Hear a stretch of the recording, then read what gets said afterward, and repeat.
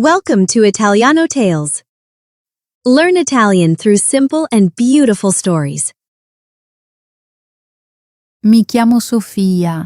Mio marito sta per perdere il lavoro. Il suo ricco capo dice che può salvarci, ma c'è una condizione terribile. Vuole che io passi la notte con lui. Questa è la mia storia.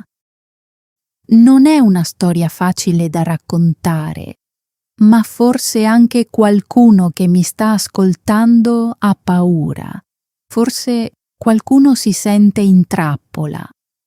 Voglio dirti una cosa, la paura è reale, ma la forza può nascere anche dalla paura.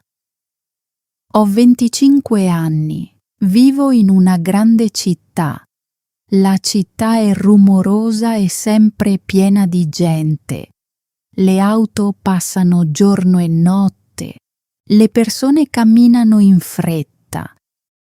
Tutti sembrano avere un posto importante dove andare.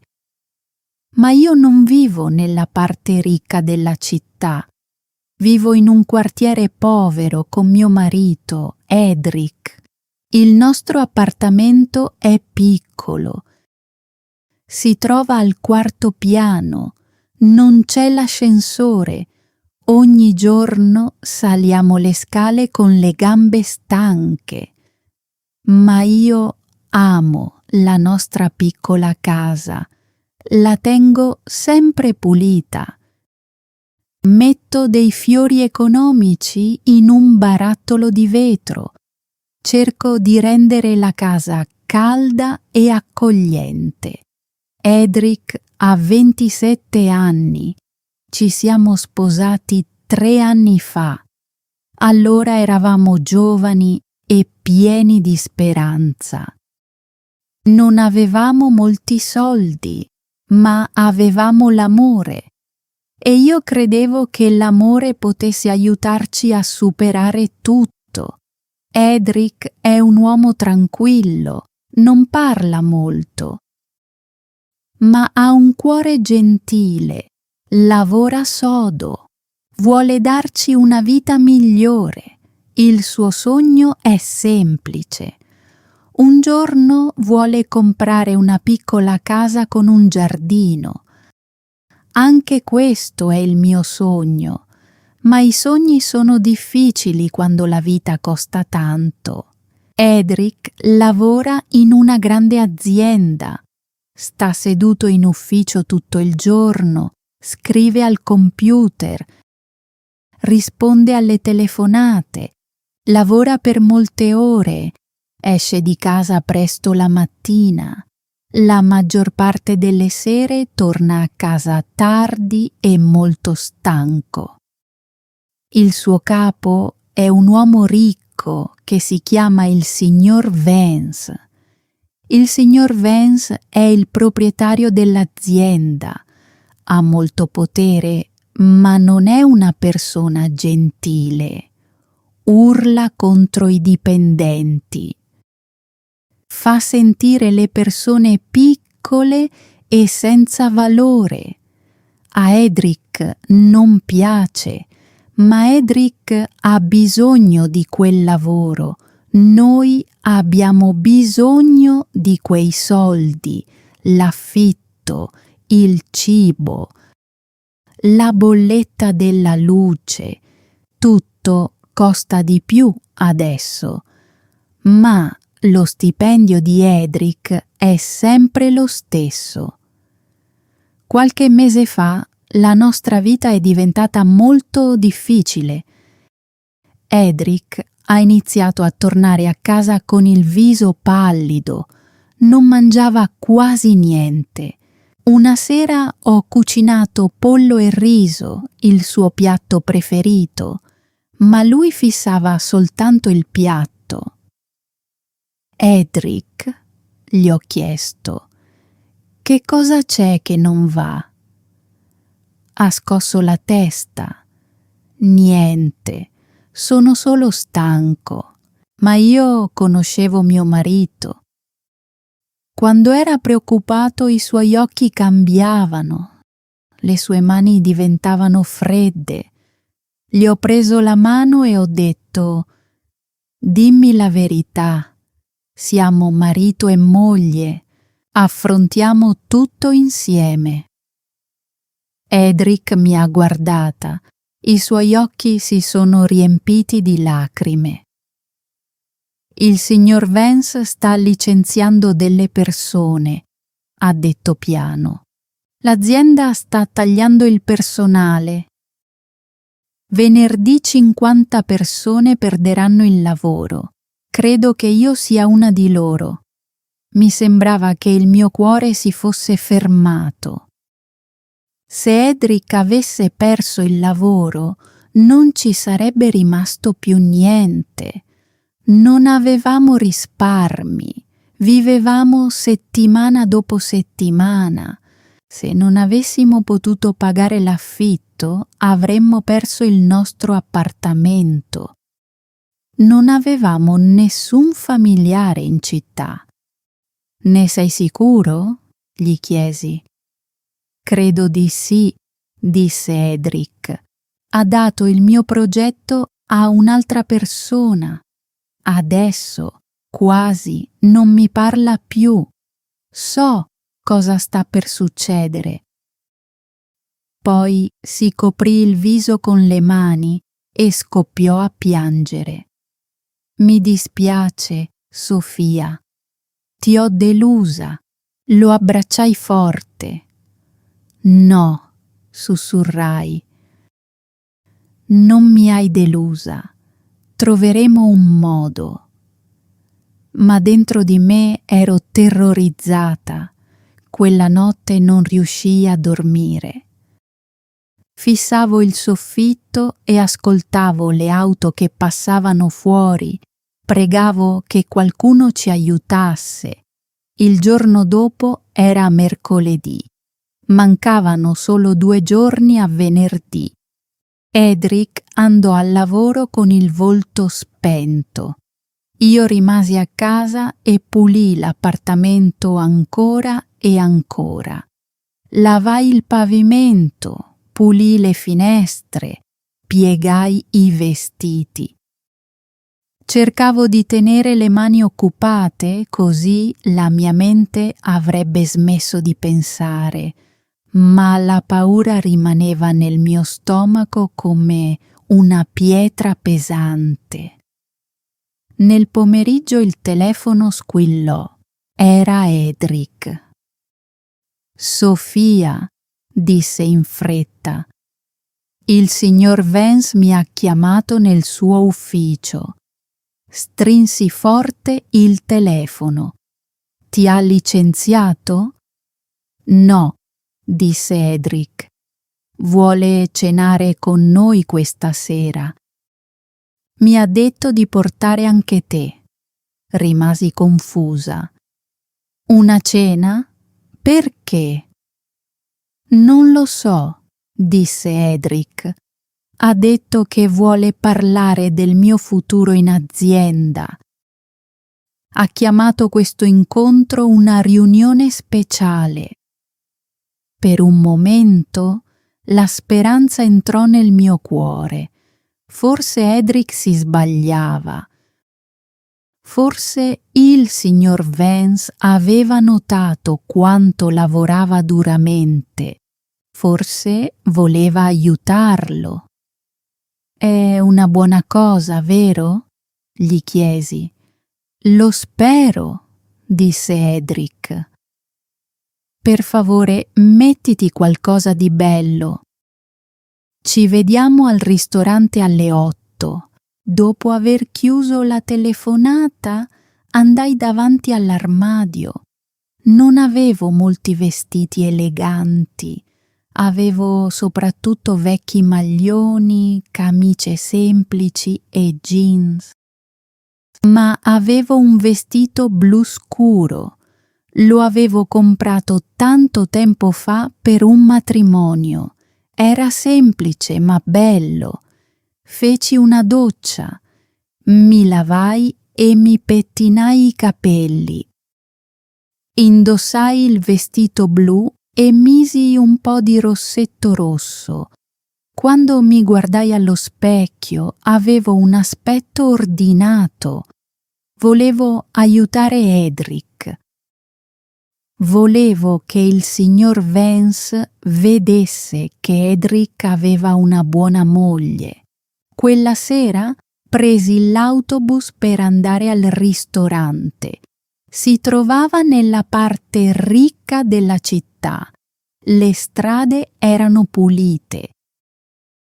I negozi erano luminosi e costosi. Le persone indossavano abiti eleganti. Mi sentivo piccola mentre camminavo lì. Il ristorante era molto elegante. Un uomo in giacca e cravatta mi aprì la porta. Dentro le luci erano soffuse. Sui tavoli c'erano delle candele. Una musica dolce riempiva la sala. Tutto profumava di cibo costoso e di profumo intenso. Vidi Edric vicino al bar. Indossava il suo unico abito grigio. Sembrava molto nervoso. «Sei bellissima», disse piano. «Grazie», risposi. «È già arrivato?» Edric annuì. «È in fondo al ristorante». Camminammo insieme verso un tavolo riservato. Lì era seduto un uomo con un bicchiere di vino rosso. Indossava un elegante abito nero. Aveva i capelli scuri, i suoi occhi grigi erano freddi. Sembrava un uomo abituato a ottenere sempre tutto ciò che voleva. Era il signor Vance. Sorrise quando ci vide, ma quel sorriso non sembrava sincero. «Edric», disse con calma, «e questa deve essere Sofia». «Buonasera, signor Vance», dissi con gentilezza. Si alzò e mi prese la mano. La tenne per troppo tempo. I suoi occhi passarono dal mio viso al mio vestito. Mi sentii a disagio, ma rimasi in silenzio per Edric. «Prego», disse il signor Vance. «Sedetevi». Il cameriere portò i menù. Guardai i prezzi e quasi rimasi senza fiato. Un solo piatto costava più del nostro budget settimanale per il cibo. Chiusi subito il menù. «Ordini quello che desidera, Sofia», disse il signor Vance. Continuava a guardarmi. «La bistecca qui è eccellente». «Grazie», risposi piano. La cena iniziò, ma non mi sentivo a mio agio. Il signor Vance parlò quasi per tutto il tempo. Parlò delle sue auto costose, parlò delle sue grandi ville, parlò dei suoi viaggi in Europa. Edric si limitava ad annuire e a dargli ragione. Potevo vedere quanto si stesse sforzando di essere rispettoso. Io rimasi in silenzio e spostavo il cibo nel piatto. Non riuscivo nemmeno a sentirne il sapore. Qualcosa non andava. Il signor Vance non prestava molta attenzione a Edric. Per la maggior parte del tempo i suoi occhi erano su di me. Dopo circa un'ora il signor Vance posò la forchetta. Si pulì la bocca con un tovagliolo bianco e guardò Edric. «Edric», disse, «sai già che l'azienda sta licenziando dei dipendenti». Il viso di Edric diventò pallido. «Sì, signore», rispose piano. Il signor Vance si appoggiò allo schienale della sedia.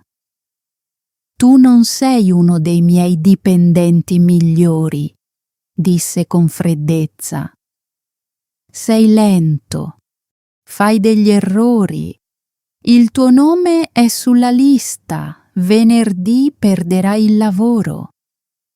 Edric abbassò lo sguardo. Sembrava distrutto. Mi faceva male il cuore per lui. Volevo difenderlo. Volevo dire che lavorava più duramente di chiunque altro, ma prima che potessi parlare, il signor Vance continuò. «Tuttavia», disse sorseggiando il vino, «a volte posso essere generoso». Poi guardò Edric e sorrise. «Il mio telefono è in macchina. Mi serve per una telefonata importante. Vai fuori e chiedilo al mio autista».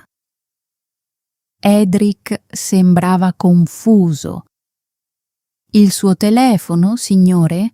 «Sì», disse il signor Vance. «Ci vorranno solo 10 minuti». Edric si alzò subito. «Certo, signore». Mi guardò. «Torno subito, Sofia». Poi uscì dal ristorante. Ora ero sola con il signor Vance. Il silenzio sembrava pesante. Abbassai lo sguardo verso il mio bicchiere d'acqua. Poi il signor Vance parlò. «Tuo marito è debole, Sofia». Lo guardai. Sentii la rabbia crescere nel petto. «Non è debole», dissi. «È un brav'uomo, lavora duramente». Il signor Vance rise piano. «Gli uomini buoni restano poveri, gli uomini potenti vincono». Poi si avvicinò. «Sei una donna bellissima. Meriti molto più di un piccolo appartamento e di qualche fiore economico». «Noi siamo felici», dissi, ma la mia voce non era forte. «Davvero?» chiese. «Conosco la vostra situazione. Se Edric perderà il lavoro, perderete tutto». Mi si strinse lo stomaco. Poi abbassò la voce. «Ma io posso risolvere tutto». «Che cosa intende?» chiesi. Lui sorrise. «Alloggio al Grand Hotel, camera 501. Vieni domani sera alle 9. Passa la notte con me». Per un momento non riuscii a respirare. Il ristorante sembrava girare intorno a me. Lo fissai, sperando di aver capito male, ma lui continuò. «Se vieni, toglierò il nome di Edric dalla lista, lo promuoverò, raddoppierò il suo stipendio. Lui penserà di esserselo meritato. Avrete la vostra casa, il vostro giardino e una vita migliore». Le mie mani iniziarono a tremare. Mi sentivo male. «E se rifiuto?» sussurrai. Il sorriso del signor Vance scomparve. «Allora Edric sarà licenziato venerdì e farò in modo che nessuna azienda di questa città lo assuma mai più». Le lacrime mi bruciavano gli occhi. Volevo urlare. Volevo lanciargli addosso il bicchiere d'acqua, ma mi sentivo paralizzata. Lui aveva soldi, potere, controllo e stava usando tutti tutto questo contro di noi. Una sola notte, disse con voce calma. Solo una notte. Pensa a tuo marito. In quel momento Edric tornò al tavolo, respirando affannosamente. Signore, disse, il suo autista mi ha detto che il telefono è già con lei. Il signor Vance infilò la mano in tasca e tirò fuori il telefono. Oh, disse con un falso sorriso, che sbadato. Era qui con me da tutto il tempo. Edric si sedette, confuso, poi guardò il mio viso. Sofia, stai bene? Sei molto pallida. Sto bene, mentii. Mi sento solo un po' male. Edric si alzò. Allora è meglio tornare a casa? Ringraziò il signor Vance per la cena. Il signor Vance sorrise a Edric. Poi guardò me. Buonanotte, Sofia. Spero di rivederti presto. Quelle parole mi fecero venire i brividi. Fuori, l'aria della sera colpì il mio viso. Feci dei respiri profondi, cercando di non piangere. Sull'autobus per tornare a casa, Edric mi teneva la mano. Era in silenzio. Stava pensando alla possibilità di perdere il lavoro. Non aveva la minima idea di quello che il suo capo mi aveva detto. Quando arrivammo al nostro appartamento, salimmo i 4 piani in silenzio. Edric andò a cambiarsi. Io rimasi in cucina e guardai i fiori economici nel barattolo di vetro. I loro petali stavano cadendo e all'improvviso iniziai a piangere. Mi coprii la bocca perché Edric non mi sentisse. La mia mente era piena di paura. Se fossi andata dal signor Vance, Edric avrebbe tenuto il suo lavoro. Forse sarebbe diventato un dirigente. Avremmo avuto soldi, una casa, una vita migliore. Ma io avrei portato dentro di me un segreto terribile per tutta la vita. Avrei guardato Edric conoscendo la verità. Avrei perso la mia pace. Se invece non fossi andata, avrei conservato la mia dignità. Ma Edric avrebbe perso tutto, il nostro appartamento, la nostra sicurezza. Forse perfino la sua speranza. Quella notte Edric si addormentò subito. Io rimasi sveglia accanto a lui. Guardavo il suo viso stanco nel buio. Lo amavo con tutto il cuore. Volevo proteggerlo. Ma continuavo a sentire la voce di mia madre nella mia mente. Sofia, non lasciare mai che qualcuno compri il tuo rispetto per te stessa. I soldi sono solo carta. La dignità è la tua vita. Piansi fino al mattino. Quando sorse il sole, capii che cosa dovevo fare. Non potevo tenere quel segreto.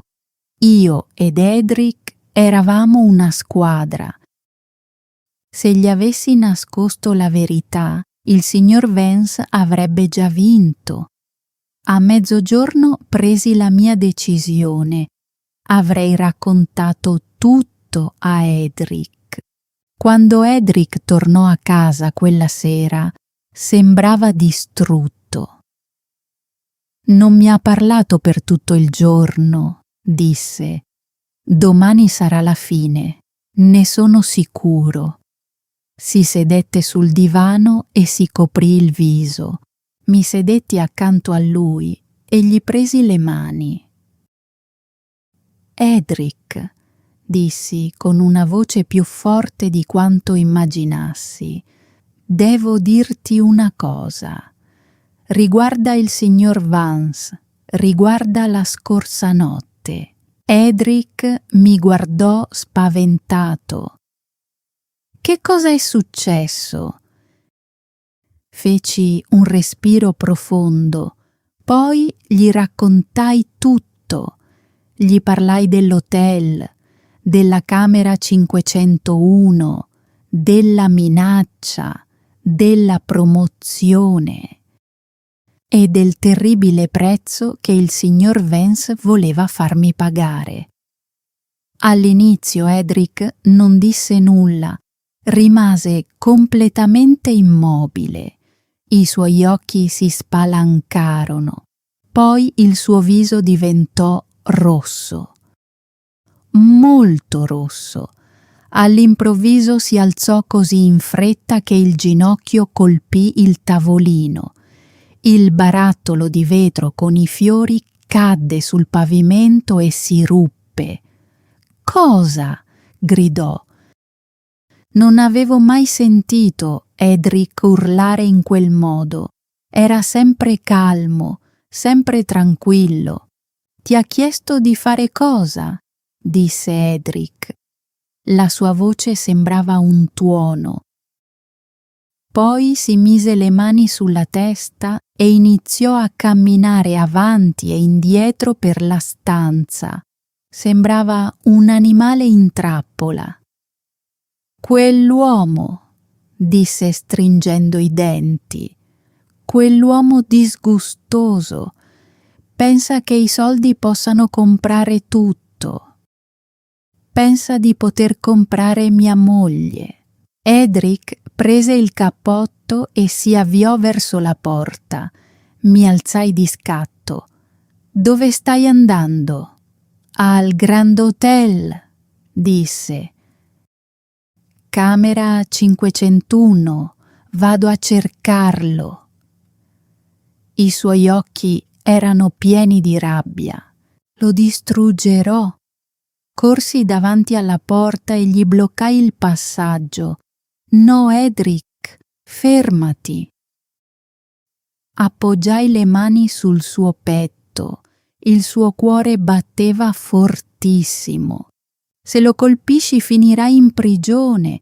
Lui è ricco, ha degli avvocati, rovinerebbe ancora di più la nostra vita». «Non mi importa», gridò Edric. «Ha insultato te, ha insultato il nostro matrimonio. Io sono tuo marito, devo proteggerti». «Mi stai già proteggendo», dissi guardandolo negli occhi.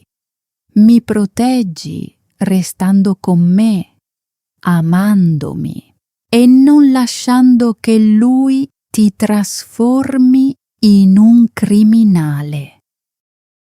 Edric smise di muoversi. La sua rabbia si trasformò lentamente in dolore. Lasciò cadere il cappotto sul pavimento. Poi si inginocchiò. Mi abbracciò forte e scoppiò a piangere. «Mi dispiace, Sofia», disse. «Mi dispiace tantissimo. Ho portato quest'uomo nella nostra vita. Non riesco a darti sicurezza. Non riesco nemmeno a proteggere mia moglie». Mi inginocchiai accanto a lui e gli tenni la testa stretta a me. «Tu non sei un fallimento», sussurrai. «Sei un brav'uomo. Non abbiamo bisogno dei suoi soldi sporchi. Abbiamo ancora l'uno l'altra. Abbiamo ancora il nostro rispetto». Restammo seduti sul pavimento per molto tempo. Piangemmo insieme. Poi Edric alzò il viso. I suoi occhi erano pieni di lacrime, ma erano limpidi. Non sembrava più distrutto, sembrava forte. Hai ragione, disse. Non abbiamo bisogno di lui. Si alzò e andò verso la sua borsa da lavoro. Prese il computer portatile dell'azienda e il telefono aziendale, poi li mise in una busta di plastica. «Che cosa stai facendo?» gli chiesi. «Non aspetterò fino a venerdì», disse. «Non gli permetterò di licenziarmi, mi dimetto». Poi Edric prese il suo telefono e chiamò il signor Vance. Mise la chiamata in viva voce. Dopo alcuni squilli, il signor Vance rispose. «Sofia?» disse con calma. «Sei già al piano di sotto?» Pensava che fossi andata in hotel. La mascella di Edric si irrigidì, ma la sua voce rimase calma. «No, signor Vance, sono Edric». Ci fu un momento di silenzio. Poi il signor Vance disse con tono duro: «Edric, perché mi stai chiamando? Dov'è tua moglie?» «Mia moglie è a casa», disse Edric, «con suo marito. Rifiutiamo la sua proposta, rifiutiamo i suoi soldi, non parli mai più con mia moglie». Il signor Vance rise freddamente. «Sciocco, sei finito, sei licenziato». «No», disse Edric con decisione.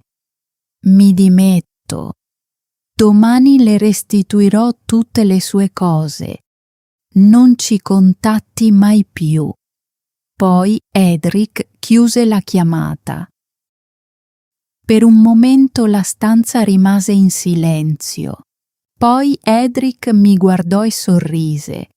Era il primo vero sorriso che vedevo sul suo volto da molti mesi. Sembrava libero. Sorrisi anch'io. «Ce l'abbiamo fatta», sussurrai. «Sì», disse stringendomi tra le sue braccia. «Ce l'abbiamo fatta». Ma la mattina seguente la libertà sembrava pesante. Edric aveva lasciato il signor Vance. Ma adesso non avevamo più uno stipendio. Avevamo solo $200 in banca. L'affitto scadeva tra 10 giorni. La nostra lotta era appena iniziata. Ogni mattina Edric si svegliava alle 6, indossava il suo vecchio abito grigio, stampava alcune copie del suo curriculum, poi andava da un ufficio all'altro. «Buongiorno», diceva agli sconosciuti. «Mi chiamo Edric, lavoro con impegno. Avete un posto di lavoro disponibile?» La maggior parte delle persone diceva di no. Alcuni nemmeno lo guardavano. Alcuni prendevano il suo curriculum e lo buttavano via appena lui se ne andava. La città era piena di persone in cerca di lavoro e la città non aveva nessuna pietà per un uomo stanco con un vecchio abito. Anch'io cercai di aiutare. Andai nei negozi del nostro quartiere. Entrai in un negozio di alimentari, in una tavola calda, in un piccolo mercato. «Avete bisogno di qualcuno che lavi i piatti?» chiedevo. «No», rispondevano. «Vi serve qualcuno per pulire i pavimenti?» «Non abbiamo soldi per assumere altri dipendenti», rispondevano. Ogni sera Edric e io tornavamo a casa stanchi e affamati. Mangiammo solo riso, pane economico. Fagioli quando potevamo permetterceli.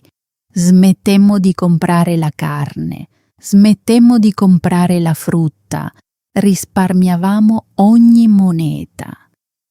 Poi arrivò il giorno dell'affitto.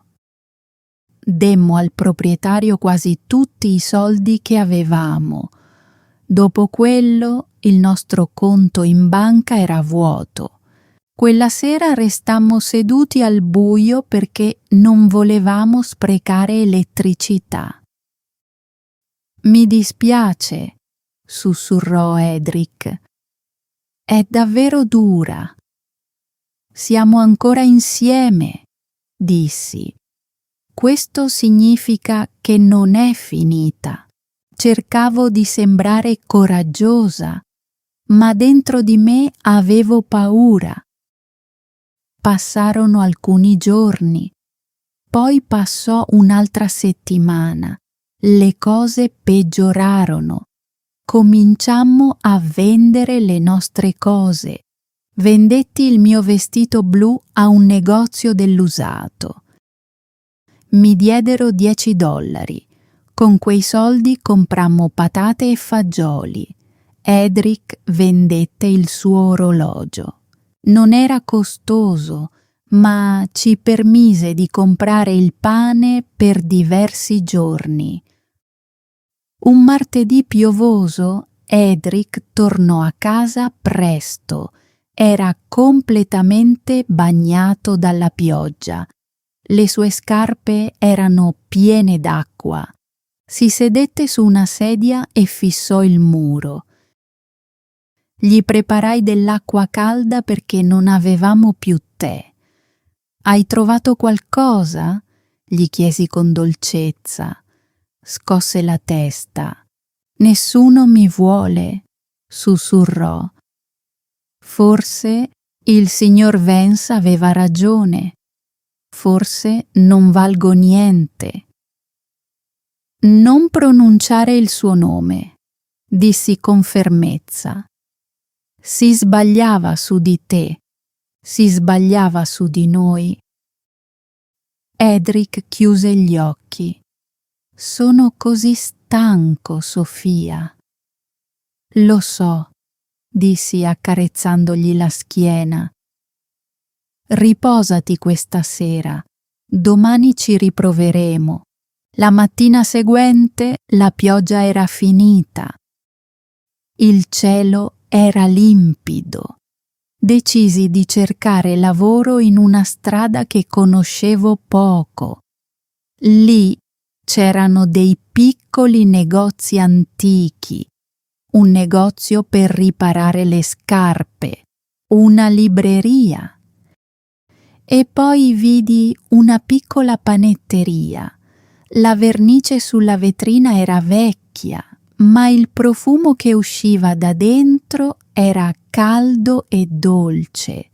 Profumava di pane, profumava di zucchero, profumava di speranza. Entrai nella panetteria. Un piccolo campanello suonò sopra la porta. Din, din. Dietro il bancone c'era un anziano con il grembiule coperto di farina. Aveva i capelli bianchi, le sue mani stavano lavorando un grande impasto. Quando mi vide, sorrise. Era un sorriso caldo, un sorriso vero, non come il sorriso freddo del signor Vance. Buongiorno, disse gentilmente. Che cosa desidera? Pane fresco? Un dolce? Buongiorno, risposi. Mi dispiace, ma non posso comprare nulla. Sto cercando lavoro. Ha bisogno di aiuto? Posso pulire, posso lavare le teglie, posso lavorare duramente. L'anziano smise di lavorare e mi guardò con attenzione. Vide i miei vestiti vecchi, vide il mio viso stanco. Ha bisogno di un lavoro? Chiese. Sì, risposi subito. Per favore, ne ho davvero bisogno. Si pulì le mani con un asciugamano. Mi chiamo signor Bianchi, disse. Questa è la mia panetteria. Faccio il pane qui da 40 anni. Ma sto diventando vecchio. Mi fanno male le mani, mi fa male la schiena.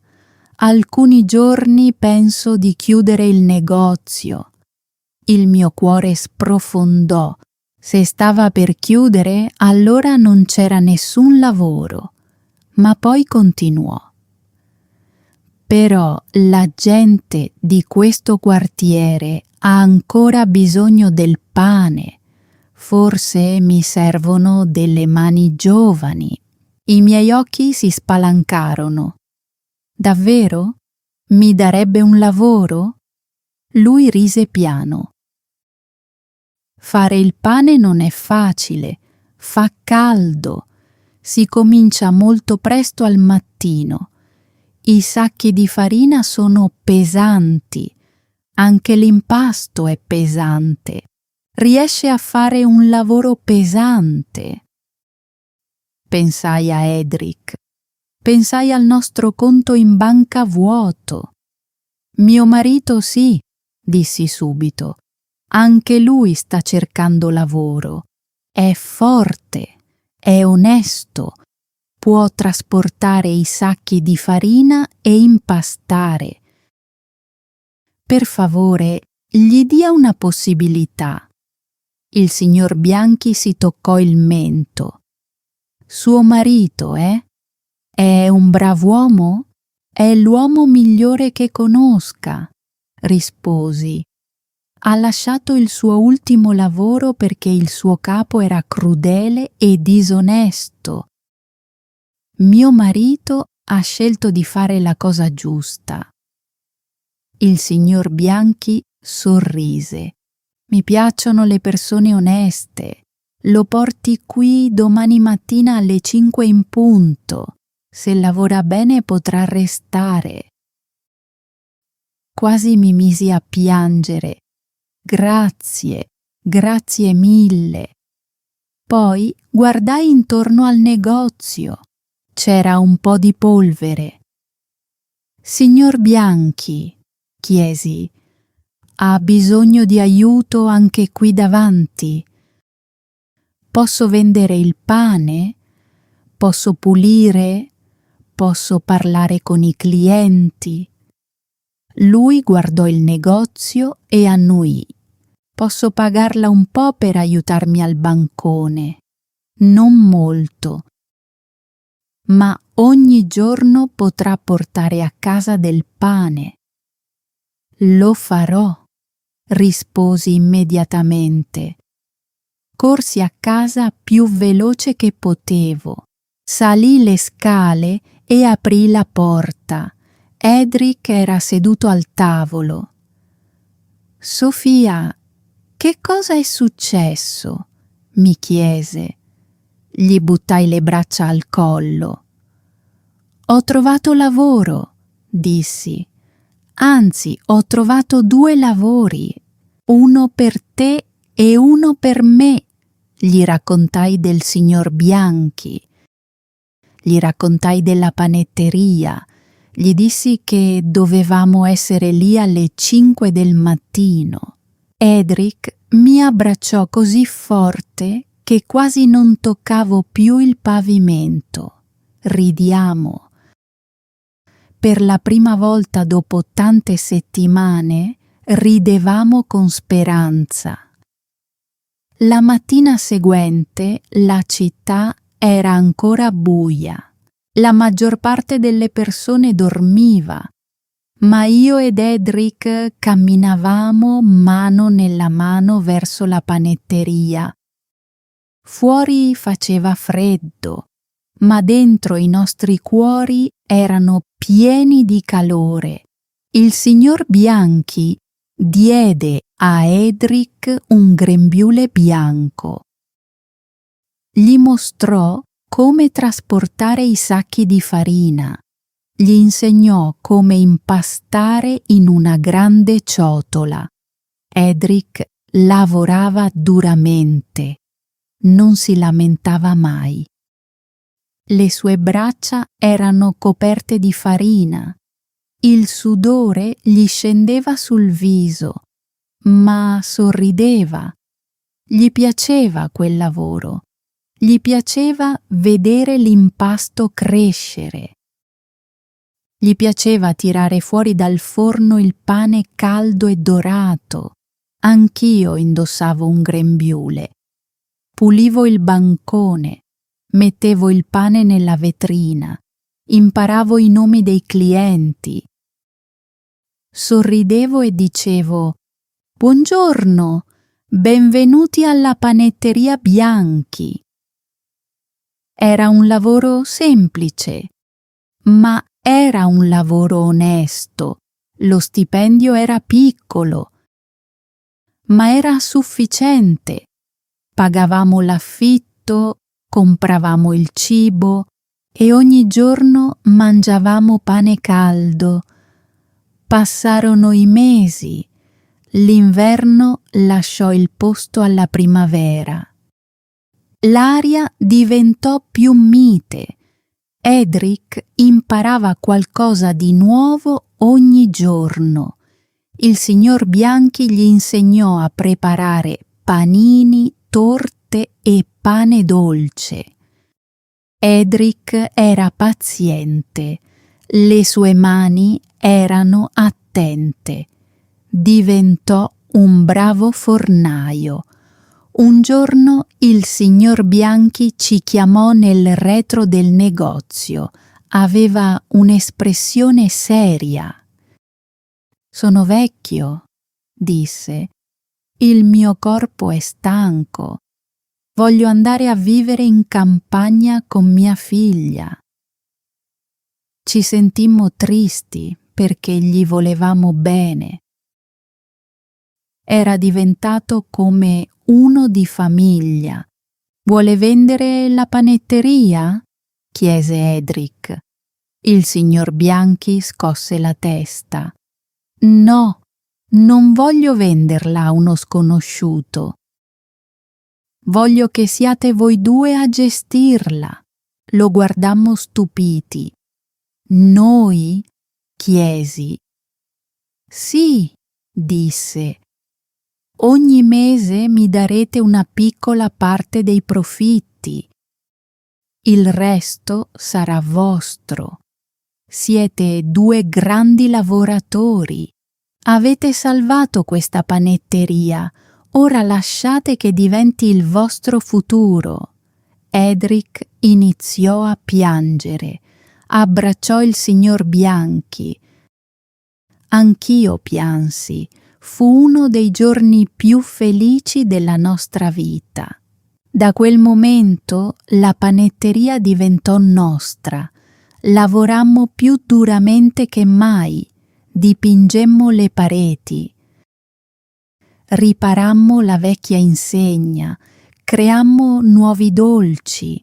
Sempre più persone del quartiere venivano da noi. Cominciammo a guadagnare davvero. Non soldi sporchi, non i soldi del signor Vance, soldi onesti, soldi guadagnati con le nostre mani. Sono passati 2 anni da quella terribile cena. 2 anni da quando il signor Vance ha cercato di comprare la mia dignità. Oggi la nostra vita è diversa. Viviamo ancora in un piccolo appartamento, ma ora è più caldo e più luminoso. Ci siamo trasferiti a un piano più basso. Niente più 4 piani di scale.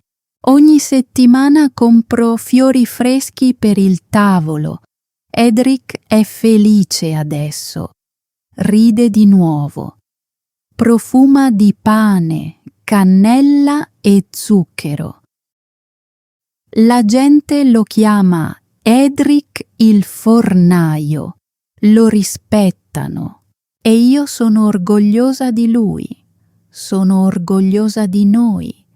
A volte penso al signor Vance. Forse è ancora seduto in ristoranti costosi.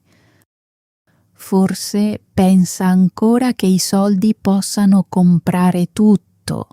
Ma io so una cosa. Lui non conosce il vero amore. Non conosce il vero rispetto. Io ed Edric abbiamo scelto la strada più difficile. Abbiamo detto di no. Abbiamo perso il lavoro. Per un po' abbiamo perso la sicurezza, ma abbiamo trovato qualcosa di migliore. Abbiamo trovato la nostra forza. Abbiamo costruito una vita pulita, una vita di cui andare fieri, una vita piena di pace. I soldi sono importanti, ma non valgono la tua anima. Se qualcuno ti offre una strada facile che ti sembra sbagliata, non prenderla, non vendere la tua dignità. La strada giusta può essere difficile, potresti piangere, potresti avere paura, potresti dover ricominciare da zero, ma lo zero non è la fine. Lo zero può essere un posto pulito da cui ricominciare. Mi chiamo Sofia, questa è stata la mia storia. Non siamo ricchi, ma siamo liberi, abbiamo l'amore, abbiamo il rispetto. E sì, abbiamo il pane migliore della città. Grazie per aver ascoltato tutta la storia. La parola italiana di oggi è la dignità. Significa dignity. Scrivi nei commenti una frase semplice usando la dignità. Per esempio, Sofia ha scelto la dignità. Oppure, la dignità è più forte dei soldi. Dici anche, secondo te Sofia ed Edric hanno fatto la scelta giusta? Sì o no? Scrivi la tua risposta nei commenti. Se questa storia ti ha aiutato a migliorare il tuo italiano, iscriviti a Italiano Thales per ascoltare altre storie semplici in italiano. Continua ad ascoltare. Continua a imparare. E ci vediamo nella prossima storia. Happy learning! If you enjoyed this video, don't forget to like and subscribe to the channel. Stay with us for more amazing content. See you in the next video.